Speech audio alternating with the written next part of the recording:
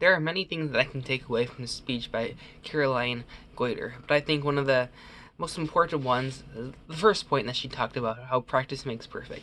And a lot of people talk about how practice makes perfect, and not just when it comes to public speaking, but anything. It could be basketball, it could be sewing, and it turns into a cliche because everyone says practice makes perfect.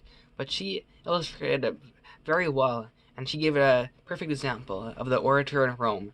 And he was one of the most famous orators back in his day.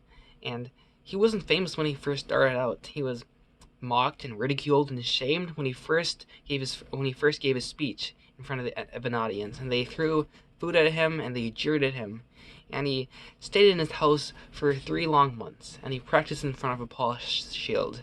He practiced in front of the waves so he could project his voice to the back of the stadium. And when he began his second time and gave his speech in front of an audience, he was proclaimed one of the best orators of his day. And that is because he practiced. 3 long months of practice made perfect. And she said that one of the ways that you can practice is by singing. And I've never heard this from anybody before. And I might try to do this because I certainly have enough free time and I like singing. So I could sing in the shower, I could sing on my car ride to work. There's a lot of opportunities for me to sing. And by doing something that I love, if I can do something that I love and it can help me with my speaking skills, then I'll certainly do that. So that's one way I'll incorporate one of her tricks that she taught and she told the audience. Her second point, she talked about how her second and third point are essentially how you can control your body in order to gain the confidence. And the second point was how the diaphragm is responsible for your confidence. And I liked her personal example that she gave, how she was very stressed out when I don't know what event it was, but she was very stressed out, and she went to a yoga class, and her instructor noticed that she was stressed, and so she had her lay down on the ground, and then the instructor placed a gym weight on her chest.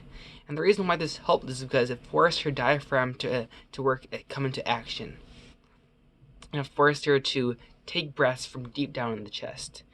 And she said that the reason why this helps is because the breath that you receive when your diaphragm goes up and down, that's what causes you to gain the confidence. You need the air, and you need your diaphragm to work.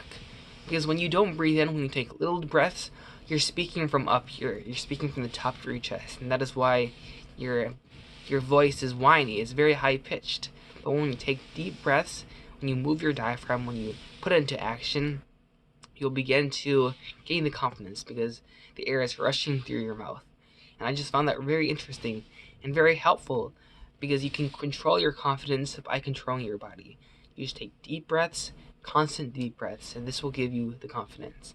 And I will incorporate that into my life because I do struggle with public speaking fear.